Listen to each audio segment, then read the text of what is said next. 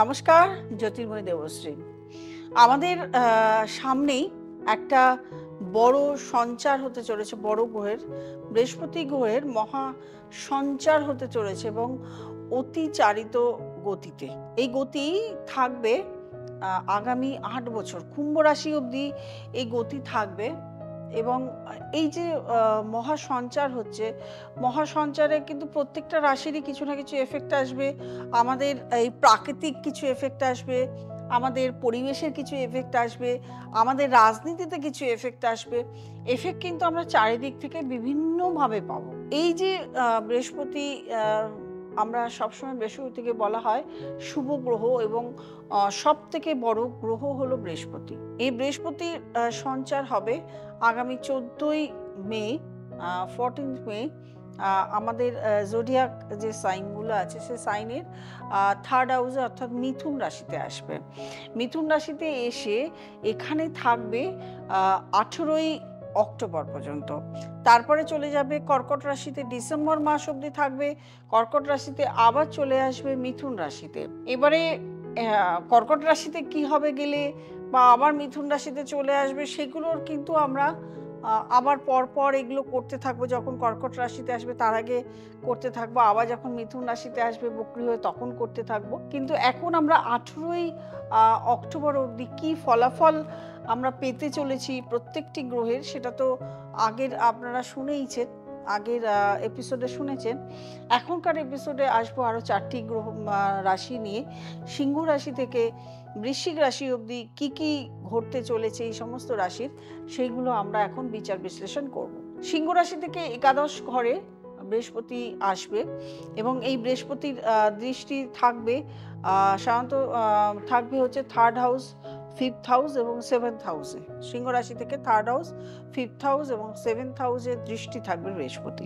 সুতরাং এই যে একাদশ ঘরের বৃহস্পতি আসবে, একাদশ ঘরের বৃহস্পতি সিংহ রাশির জাতক জাতিকাদের ভীষণ ভালো একটা রেজাল্ট দেয়। দেখুন, সিংহ রাশির কিন্তু ঢাইয়া চলছে, কিন্তু একাদশে যে বৃহস্পতি ঢুকবে এতে কিন্তু অর্থনৈতিকভাবে এবং কর্ম দিক থেকে প্রচুর উন্নতি, আয় উন্নতি আপনারা পাবেন।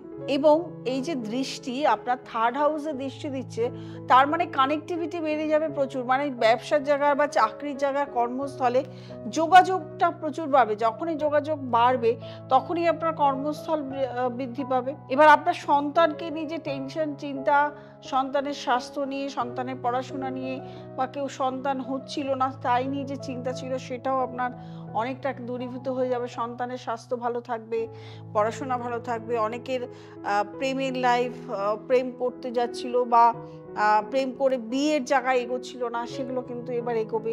প্রেম কানেকশন হচ্ছিল না, কানেক্টিভিটি, প্রেম করে সেটা বিয়ের যোগাযোগের জায়গায় যাচ্ছিল না, বা কারোর সঙ্গে সম্পর্ক, রিলেশন, শুধু যে প্রেম তা নয়, যে কোনো সম্পর্ক, রিলেশন যেগুলো আপনার এতদিন খারাপ হয়ে গেছিলো, সেই জায়গাগুলো, রিলেশনের জায়গাগুলো কিন্তু এখন আপনার ভালো হতে চলেছে।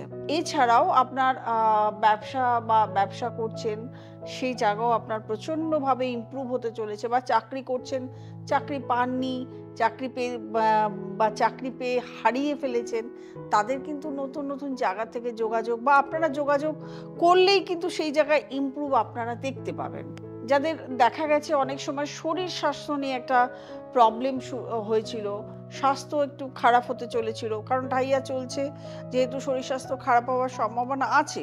কিন্তু এতে এমন নয় যে আপনি শরীরের দিক থেকে আপনার ইমপ্রুভ হবে না, আপনার শারীরিক কন্ডিশন খারাপ হবে, আপনি ডাক্তার দেখাবেন, সেক্ষেত্রে কিন্তু আপনার শরীরের দেখা যাবে যে আপনার শরীর স্বাস্থ্য ইমপ্রুভ করছে, মানে খুব একটা নেগেটিভ দিকে চলে যাবে না। কন্যা রাশির থেকে 10th হাউসে অবস্থান করছে বৃহস্পতি, মানে কোন 10th হাউসে আসবে। এখানে 18ই অক্টোবর অবধি থাকবে এবং কন্যা রাশি থেকে 2nd, 4th এবং 6th হাউসে দৃষ্টি থাকবে বৃহস্পতি। সুতরাং যাদের অর্থ হানি হচ্ছিল, এতদিন অর্থের নষ্ট হচ্ছিল, সেই জায়গাটা কিন্তু নষ্ট, মানে অযথা যেখানে যেখানে খরচা হয়ে যাচ্ছিল, খরচাটা সামলাতে পারছিলেন না, সেই খরচার জায়গাটা কিন্তু এখন আস্তে আস্তে দেখা যাবে কমে আসবে। আপনার টাকাটা জমবে, অর্থের সোর্স, ইনকাম বাড়তে থাকবে এবং টাকাটা কিছু জমবে এবং এখন অর্থ আপনার কোনো খারাপ জায়গায় ইনভেস্ট হবে না, ভালো জায়গাতে ইনভেস্ট হবে।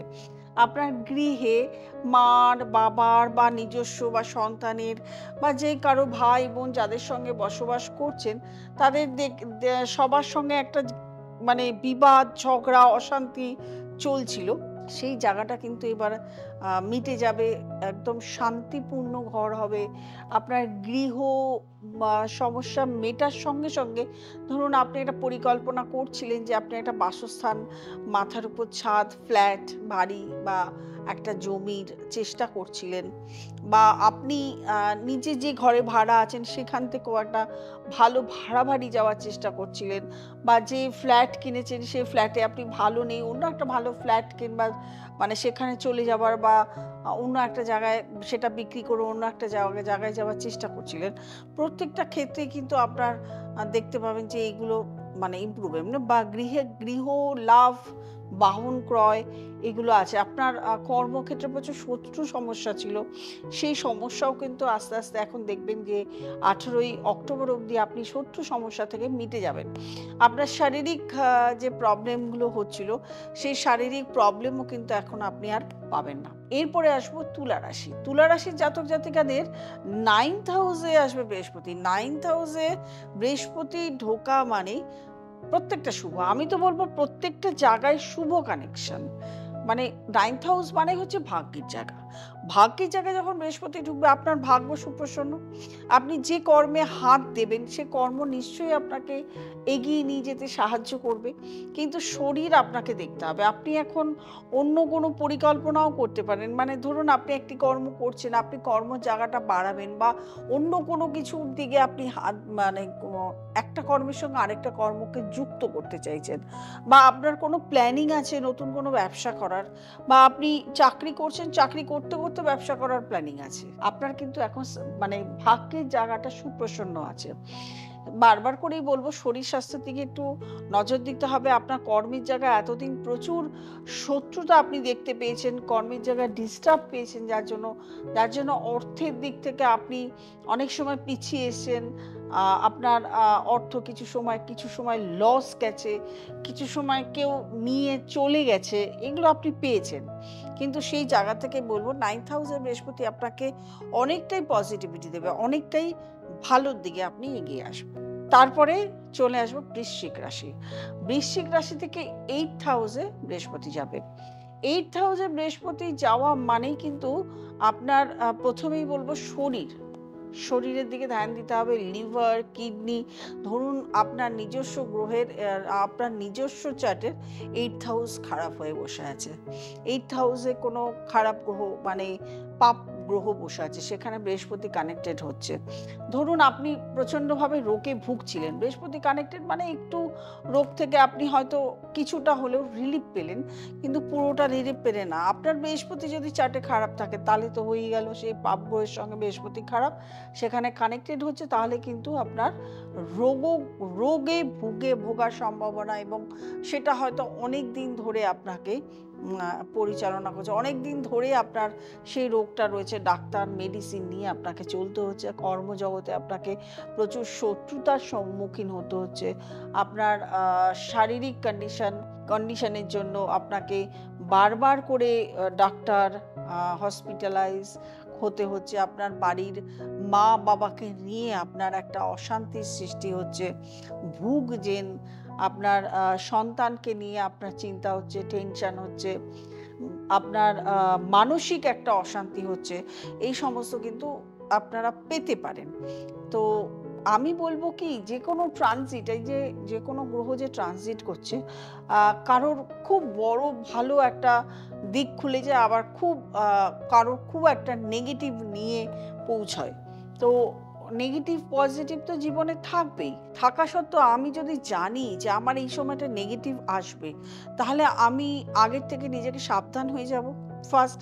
দ্বিতীয়ত আমার কি রেমেডি বা কি প্রতিকার, কি করলে সেই জায়গাটা থেকে আমি বেঁচে থাকতে পারবো, ভালো থাকতে পারবো। আমি যদি ভালো থাকি তাহলে আমার পরিবারকে ভালো রাখতে পারবো, আমার পরিবারও ভালো থাকবে। আমি যদি খারাপ থাকি তাহলে নিশ্চয়ই আমার পরিবারকে ভালো রাখতে পারবো না, তারা দুশ্চিন্তার মধ্যে থাকবে। নিজে ভালো না থাকলে অন্যকে ভালো রাখা যায় না, সেটা প্রত্যেকে জানে। সেই জন্য প্রত্যেকটা ট্রানজিটে দরকার আপনার একজন ভালো অ্যাস্ট্রোলজারের সঙ্গে পরামর্শ, কারণ আপনার date of birth, time of birth, place of birth দিয়ে যে দশা অন্তর্দশা যাবে এবং তার সঙ্গে ট্রানজিট এবং কোন নক্ষত্রে যাচ্ছে সেটাও কিন্তু একটা ভাইটাল। কতদিন থাকবেন, কতদিন সেখানে বৃহস্পতি গ্রহ থাকছেন, প্রত্যেকটা এগুলো কিন্তু প্রচণ্ড ভাইটাল। এই ভাইটালের জন্যে কিন্তু প্রয়োজন একজন ভালো জ্যোতিষীর পরামর্শ করার। যদি প্রয়োজন হয় আপনি নিচে স্ক্রলে যে নাম্বারটি যাচ্ছে সেই নাম্বারটিতে আপনি ফোন করতে পারেন, বুকিং করতে পারেন, চেম্বারে চলে আসতে পারেন।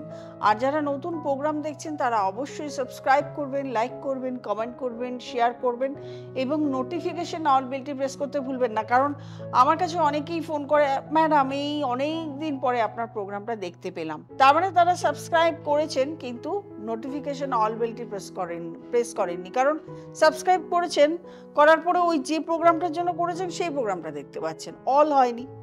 সেই জন্য আপনার কোনো নোটিফিকেশন যায় না, সেই জন্য ফোন করছেন বারবার, ম্যাম আপনার প্রোগ্রাম, আপনি কি প্রোগ্রাম করছেন না? দেখতে পাচ্ছি না, আমি লিঙ্ক খুঁজে পাচ্ছি না, কিভাবে খুঁজবো? কন্টিনিউয়াসলি আপনারা ফোন করেন। তো সেরকম প্রত্যেককে বলছি যে নোটিফিকেশনের অল বেলটিকে প্রেস করতে হবে, করলেই কিন্তু আপনারা প্রত্যেকটা নোটিফিকেশন পাবেন। প্রত্যেকে ভালো থাকবেন, আনন্দে থাকবেন। নমস্কার।